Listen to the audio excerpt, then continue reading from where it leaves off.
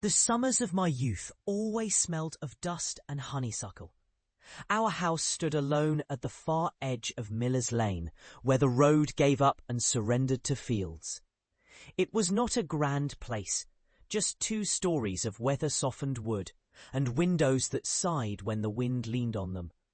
But it had a way of holding the light in the evenings, as though reluctant to let it go. I can still see it now, the porch boards warped and silvered, the screen door tapping gently in time with the breezes.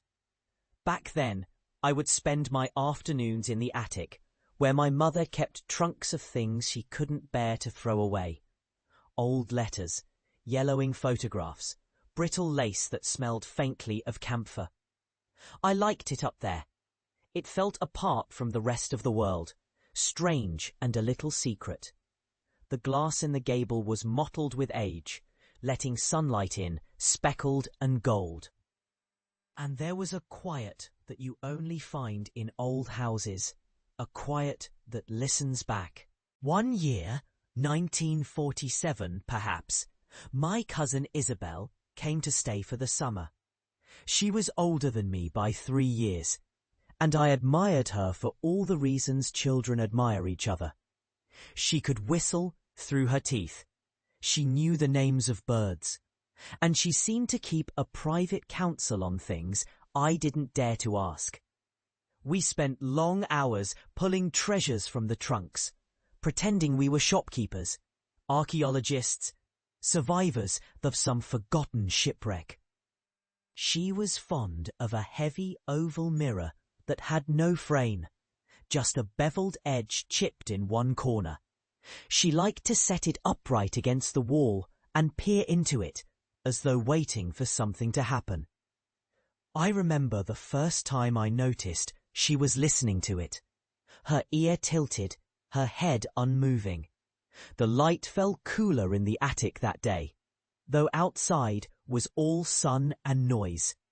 I asked her what she heard, and she looked at me too long before saying, "It sounds like a door." The next afternoon, I tried it myself. Kneeling before the glass, I put my ear just above the curve and held my breath. At first, nothing.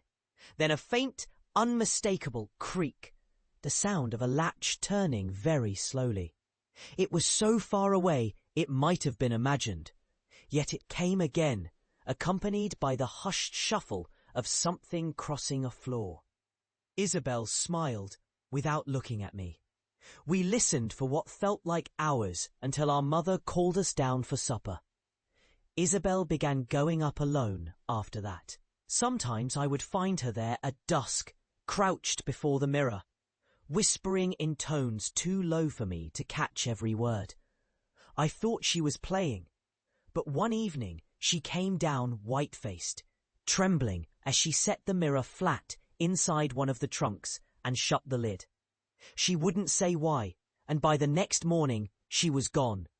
Her parents said an aunt was ill and they'd taken her home early. She never returned. The attic felt different after she left. I went up less often, and when I did, I kept my eyes away from that trunk.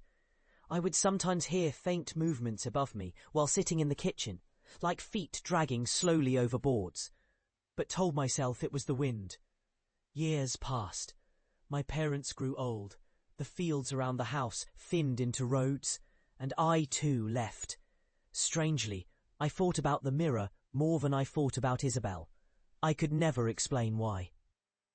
It was not until my mother died that I returned alone to clear the attic. The dust was thick enough to leave trails where I walked. That trunk sat waiting, patient, as though it knew I'd come back. Inside, beneath the lace and letters, the mirror gleamed untouched. I told myself I would lift it out, wrap it, take it away. But the moment I touched the cold edge, the sound began again.